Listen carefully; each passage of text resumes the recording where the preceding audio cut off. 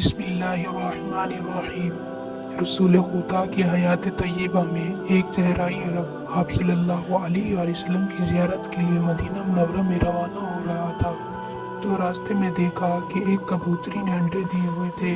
اس نے کبوتری کے وہ بچے اٹھا لیے اور دل میں کہا کہ یہ بچے حضرت کی خدمت میں بطور تحفہ پیش کروں گا۔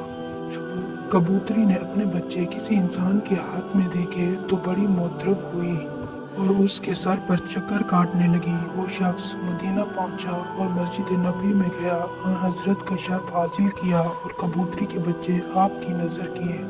کبوتری نے جیسے ہی اپنے بچوں کو دیکھا تو وہ تیزی سے زمین پہ اتری اور بچوں کے گرد چکر لگانے لگی۔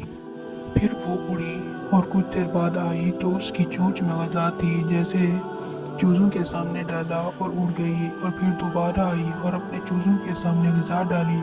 اس منظر کو آپ صلی اللہ علیہ وسلم اور دوسرے صحابہ بھی دیکھ رہے تھے۔ اکرم صلی اللہ علیہ وآلہ وسلم نے اپنے صحابہ سے فرمایا، تم نے دیکھا ایک کبوتری کو اپنے چوزوں سے کتنی محبت ہے؟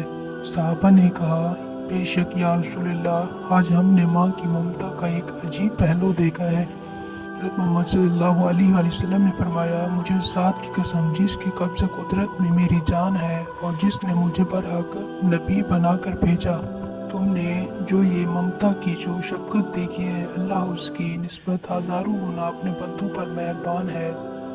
یہ سن کر صحابہ بہت خوش ہوئے اور انہوں نے خدا کا شکر ادا کیا۔ پھر حضرت نے حکم دیا کہ کبوتری کے بچے آزاد کر دیے جائیں۔